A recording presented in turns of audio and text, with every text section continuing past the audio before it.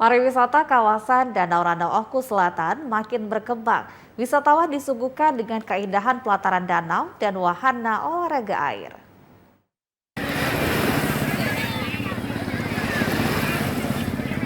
Danau Ranau adalah destinasi wisata populer di kawasan Oku Selatan.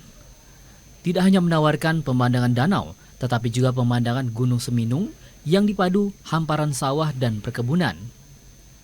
Bupati Oku Selatan Popo Ali Martopo mengatakan, kegiatan untuk menunjang peningkatan infrastruktur wisata terus dilakukan karena Oku Selatan dipercaya menjadi tempat penyelenggaraan berbagai event tingkat provinsi, nasional maupun mancanegara.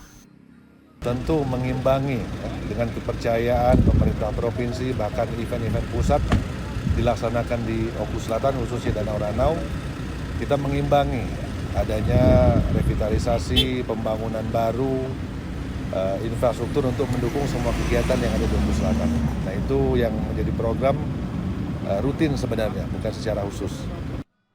Sementara itu warga Oku Selatan menyambut baik berbagai event yang diselenggarakan di Danau Ranau yang pastinya akan meningkatkan perekonomian warga dari datangnya pengunjung dan wisatawan.